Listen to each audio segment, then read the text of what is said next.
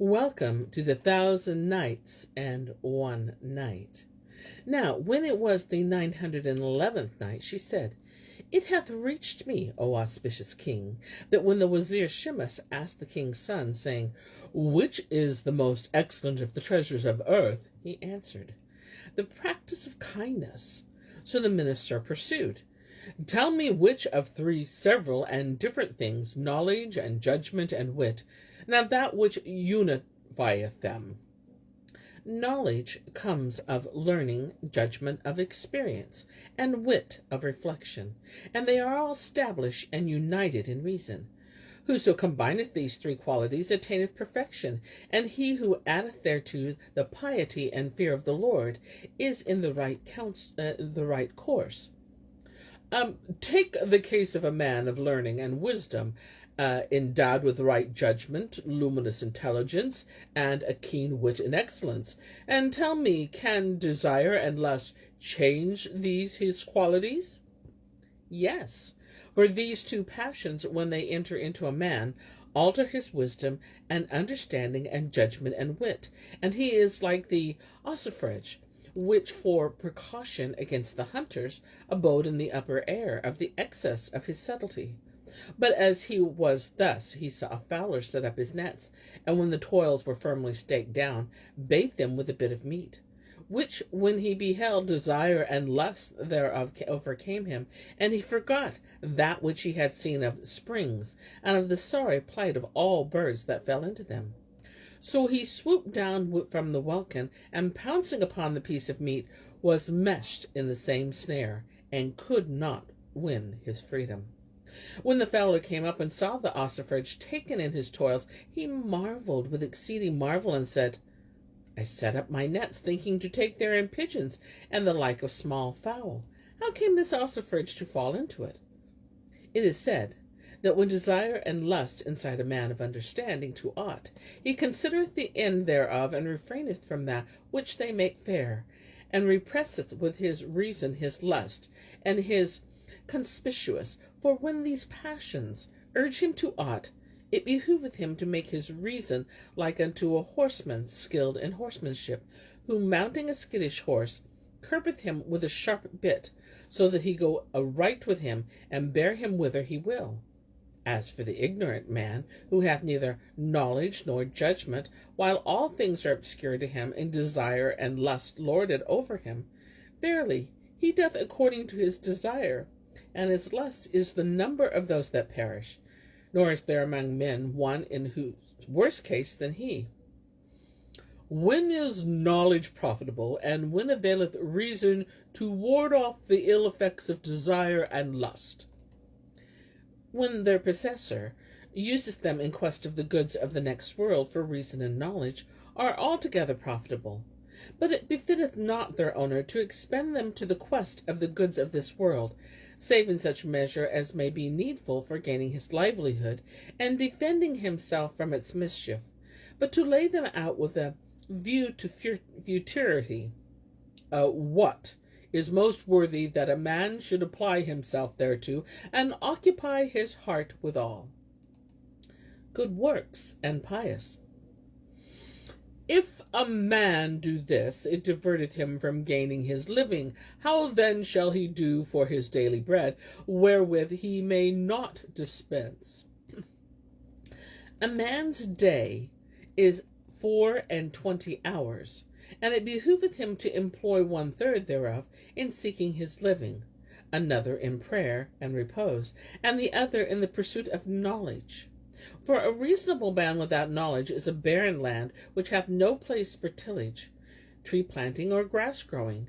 Except it be prepared for tillage and plantation, no fruit will profit therein. But if it be tilled and planted, it bringeth forth goodly fruits. So with the man lacking education, there is no profit in him till knowledge be planted in him. Then doth he bear fruit. What sayest thou of knowledge without understanding? It is the knowledge of a brute beast, which hath learnt the hours of its foddering and waking, but hath no reason. Thou hast been brief in thine answers here, Annette, but I accept thy reply.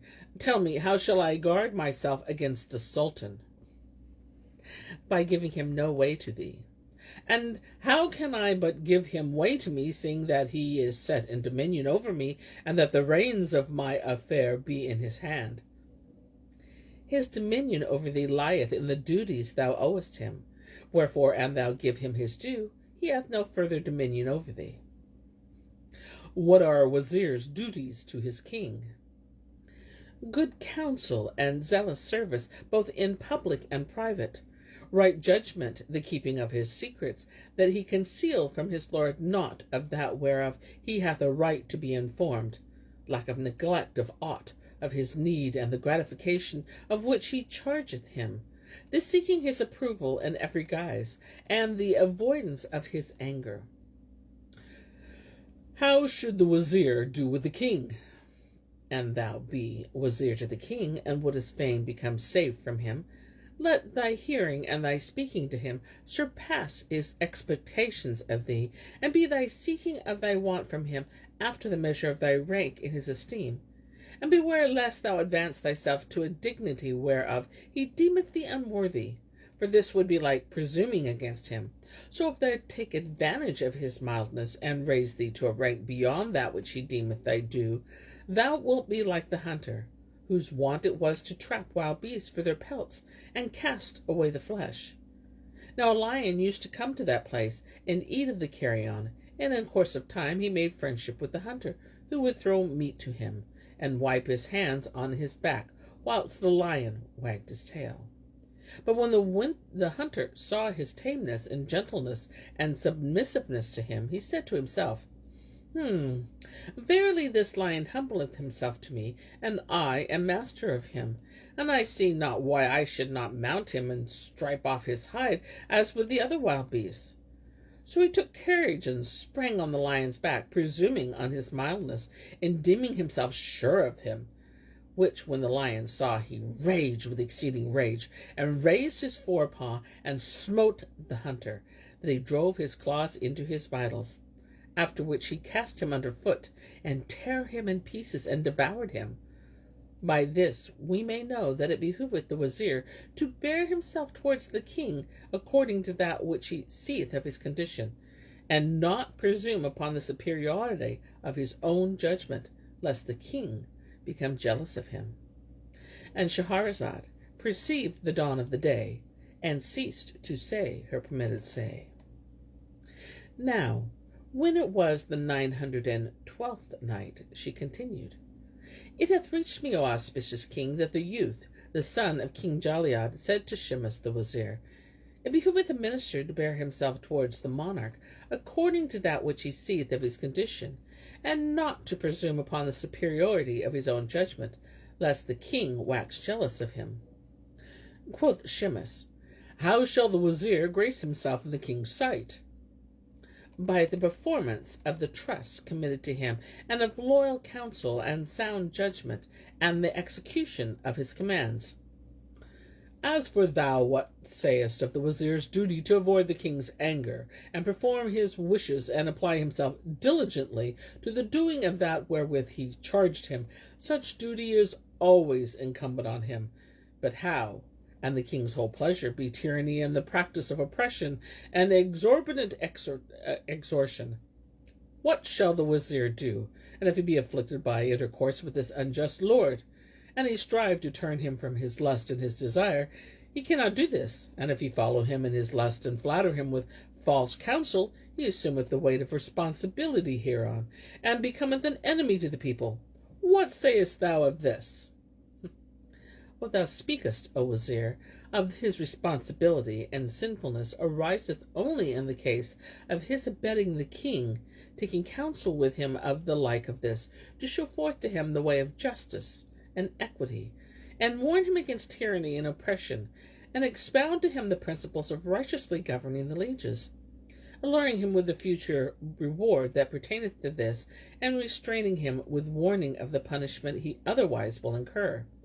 If the king incline to him and hearken unto his words, his end is gained, And if not, there is nothing for it but he depart from him after courteous fashion, because in parting for each of them is ease. What are the duties of the king to his subjects, and what are the obligations of the lieges to their lord? They shall do whatso he ordereth them, with pure intent, and obey them in that which pleaseth him and pleaseth Allah, and the apostle of Allah. And the lieges can claim of the Lord that he protect their possessions, and guard their women, even as it is their duty to hearken unto him and obey him, and expend their lives freely in his defense, and give him his lawful due, and praise him fairly for that which he bestoweth upon them of his justice and bounty. Have his subjects any claim upon the king other than that which thou hast said? Yes. The rights of the subjects from their sovereign are more binding than the liege lord's claim upon his lieges, for that the breach of his duty towards them is more harmful than that of their duty towards him, because the ruin of the king and the loss of his kingdom and fortune befall not save by the breach of his devoir to his subjects. Wherefore it behoveth him who is invested with the kingship to be assiduous in furthering 3 things, to wit, the fostering of the faith, the fostering of his subjects, and the fostering of the government. For by the ensuing of these 3 things the kingdom shall endure. How doth it behoove him to do this subject's will?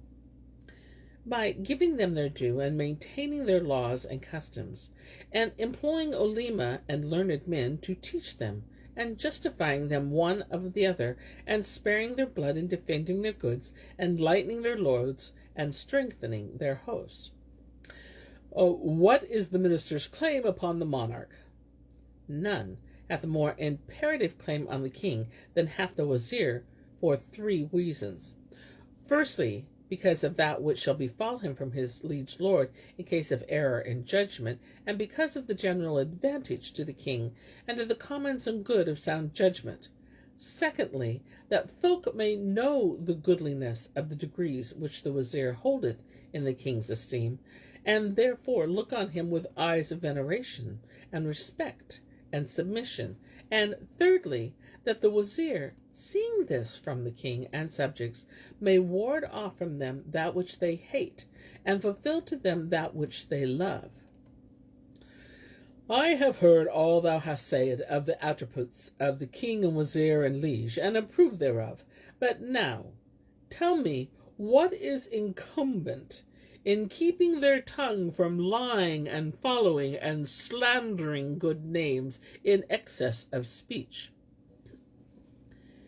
It behoveth a man to speak naught but good and kindness, and to talk naught of that which toucheth him not, to leave detraction, nor carry talk he hath heard from one man to his enemy, neither seek to harm his friend nor his foe with his sultan, and reck naught of any, neither of him from whom he hopeth for good, nor of him whom he feareth for mischief, save of Allah Almighty.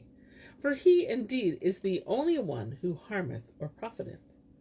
Let him not impute default upon any, nor talk ignorantly, lest he incur the weight and the sin thereof before Allah, and earn hate among men. For know that thou speech is like an arrow, which once shot none can avail to recall. Let him also beware of disclosing his secret to one who shall discover it, lest he fall to mischief by reason of its disclosure after confidence on its concealment. And let him be more careful to keep his secret from his friend than from his foe. For the trusting a secret with all folk is the performance of a faithful trust. Tell me how a man should bear himself with his family and his friends. There is no rest for a son of Adam, save in righteous conduct. He should render to his family that which they deserve, and to his brethren whatso is their due. What should one render to one's kinsfolk? To parents, submission and soft speech, and affability and honor and reverence. To brethren give good counsel, and readiness to expend money for them, and assistance in their understandings, and joyance in their joy, and grieving for their grief, and closing of the eyes toward the errors that they may commit. For when they experience this from a man, they requite him from the best of counsel. They can command and expend their lives in his defense. Wherefore, and thou know thy brother to be trusty, lavish upon him thy love and help in all his affairs. And Scheherazade perceived the dawn of the day, and ceased to say her permitted say.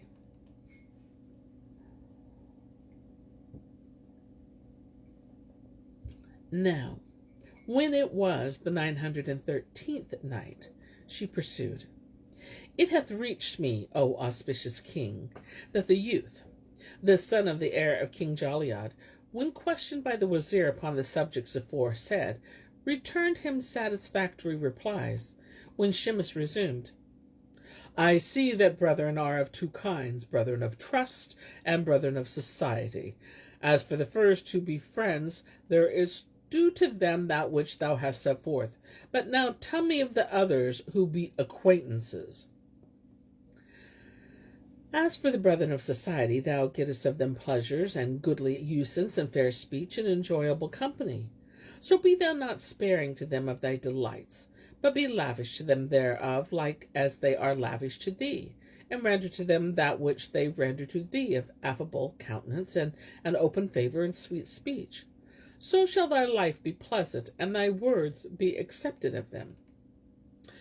Tell me now of the provision decreed by the Creator to all creatures. Hath he allotted to men and beasts each of his several provisions to the completion of his appointment life term? And if this allotment be thus, what maketh him who seeketh his livelihood to incur hardships and travail in the quest of that which he knoweth must come to him? If he be decreed to him, albeit he incur not the misery of endeavour, and which, if it be not decreed to him, he shall not win, though he strive after it with his uttermost striving. Shall he, therefore, stint endeavour, and in his Lord put trust, and to his body and his soul give rest? Indeed, we see clearly that to each and every there is a provision distributed, and a term prescribed. But to all livelihood are a way and means, and he who seeketh will get ease of his seeking by ceasing to seek. Withal, there is no help, but that he seek his fortune. The seeker is, however, in two cases. Either he gaineth his fortune, or he faileth thereof. In the first case, his pleasure consisteth in two conditions. First, in the having gained his fortune, and secondly, in the laudable issue of his quest. And in the other case, his pleasure consisteth first in his readiness to seek his daily bread, secondly, in his abstaining from being a burden to the folk, and thirdly, to his freedom from liability to blame. What sayest thou of the means of seeking one's fortune? A man shall hold lawful that which Allah, to whom belong might and majesty, alloweth, and unlawful whatso he forbiddeth. Reaching this pass, the discourse between them came to an end. And Shimas and all the Olemen present rose, and prostrating themselves before the young prince, magnified and extolled him, whilst his father pressed him to his bosom, and seating him on the throne of kingship, said, Praised be Allah, who hath blessed me with a son, to be the coolth of mine eyes in my lifetime. Then said the king's son to Shimas in presence of all the Olemen, O sage, thou art versed in spiritual questions, albeit Allah hath vouchsafed to me but scanty knowledge.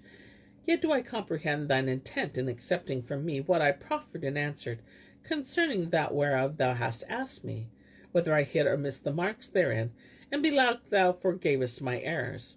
But now I am minded to question thee anent a thing, whereof my judgment faileth, and whereto my capacity is insufficient, and which my tongue availeth not to set forth, for that is obscure to me with the obscurity of clear water in a black vessel. Wherefore I would have thee expound to me, so no lotta thereof may remain, doubtful to the like of me, to whom its obscurity may be present itself in the future, even as hath presented itself to me in the past. Since Allah, even as he hath made life to me be in lymph, and strength in food, and the cure of the sick in the skill of the leech, so hath he appointed the healing of the fool to be in the learned of the wise. Give ear, therefore, to my speech. Replied the Wazir, O luminous of intelligence, and master of cossiderical questions, thou whose excellence all the Olema attest, by reason of the goodliness of thy discretion of things, and thy distribution thereof, and the justice of thine answers to the questions I have asked thee. But knowest that thou canst inquire of me not, but thou art better able than I to form a just judgment thereon, and expand it truly. For that Allah hath vouchsafed unto me such wisdom as he hath bestowed on none other of men. But inform me of what thou wouldest question me.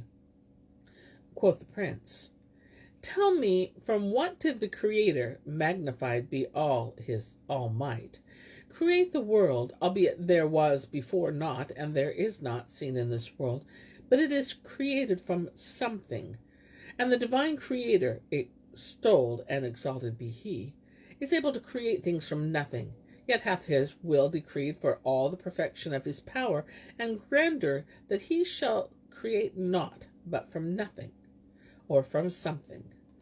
The Wazir replied, As for those whose fashion vessels of potter's clay and other handy craftsmen who cannot originate one thing save from another thing, they are themselves only created entities.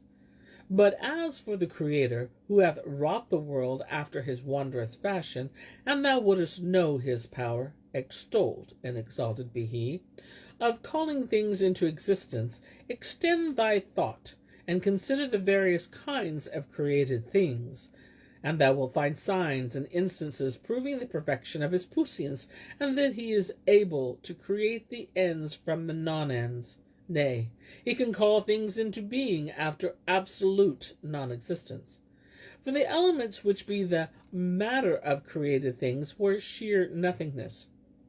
I will expound this to thee, so thou mayest be no skepticism thereof, and the marvel signs of the alteration of night and day shall make this clear to thee.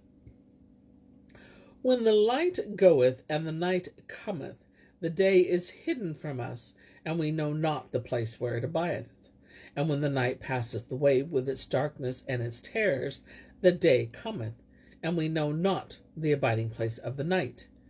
In like manner, when the sun riseth upon us, we know not where it hath laid up its light, and when it setteth, we ignore the abiding place of its setting. And the examples of this among the works of the Creator, magnified be his name and glorified be his might, abound in that which confounded the thought of the keenest wit of the human beings.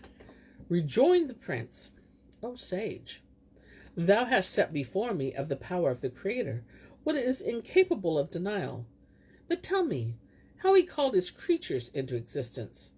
Answer Shimas, he created them by the sole power of his one word, which existed before time, and wherewith he created all things. Quoth the prince, Then Allah, be his name magnified and his might glorified, only willed the existence of created things before they came into being? Replied Shimas, And of his will he created them with his one word, and but for his speech and that one word, the creation had not come into existence. And Shahrazad perceived the dawn of the day, and ceased to say her permitted say. And so do I cease my telling of this tale for today, till it be morrow.